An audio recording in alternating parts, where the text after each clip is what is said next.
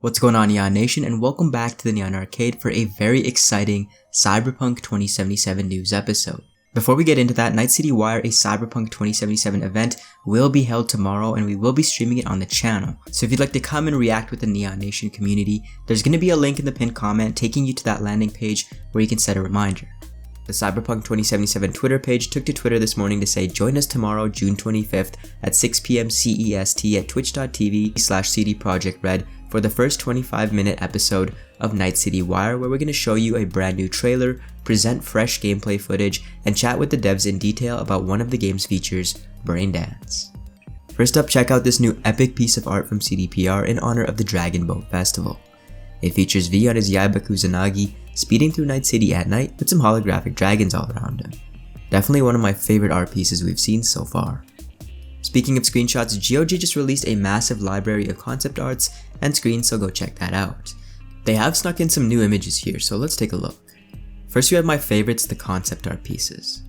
These are the interiors and exteriors of the stylistic themes of entropism, kitsch, neo-kitsch, and neomiltarism. I'm loving the vibrant colors and culture that is featured in these, and you may notice some of these from the trailers and demos we've seen before. We also have some incredibly impressive in-game advertisement. Again, there's a whole department within CDPR dedicated to the in-game ads. We also have a brief look at the Badlands and a trailer of sorts out in the middle of nowhere. Moving on, we have a ton of news to talk about today, mostly in regards to previews, as a handful of journalists and big media personalities have taken a first-class ticket to Night City in the form of hands-on play sessions. These sessions have seemed to last around 4 hours and have taken place in areas like China, Poland, and Italy, to name a few. These previews will go live after the Night City Wire when the embargo lifts, and our good buddy Andre over at Night City Life has confirmed that people were not able to capture gameplay. It does seem like the first round of impressions will be mainly written content or talking head videos. For those who got to play but couldn't make a physical presence at these events, it's assumed that they got to play via PC streaming, as we've seen Reds utilizing GeForce Now Online, and from mentions from the last delay Q&A that streaming the game to the individual was what they were gonna do. When it comes to on-site venues, the Polish and Chinese booths were shown off, where in the case of the Polish venue we have a ton of interesting movie posters, most of which you've probably already seen if you've been following the channel for a while. You can also see the logo of Night City in all its glory hanging off the side of the building. Welcome to the dark future embraces you as you enter. Now the Chinese booth is a little bit more subdued but encapsulates V's weapon locker from the 2018 demo. There is some VR equipment in there, spurring some rumors of potential VR ports, but based on what CDPR has said in the past, it is most likely purely decorative.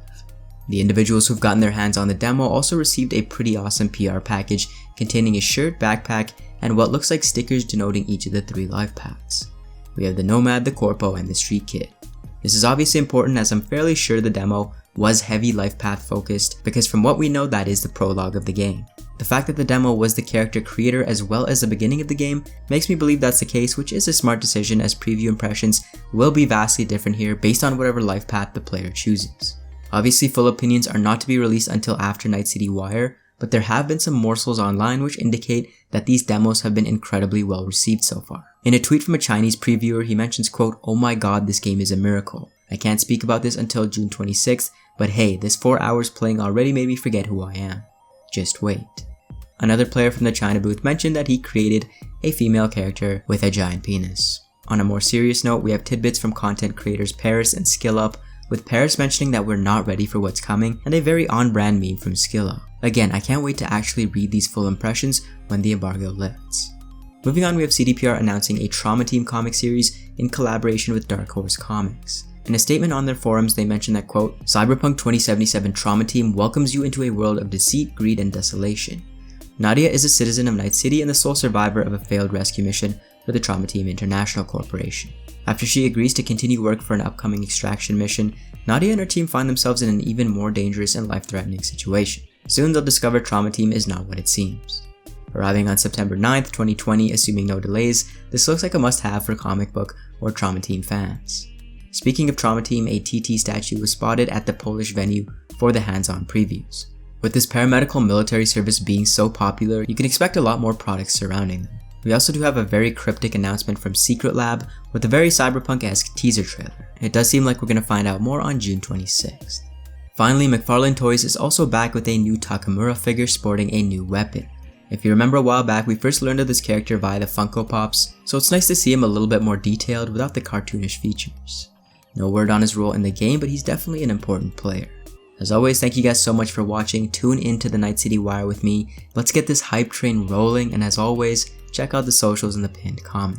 If you're enjoying the content so far, consider joining Neon Nation by subscribing to the Neon Arcade.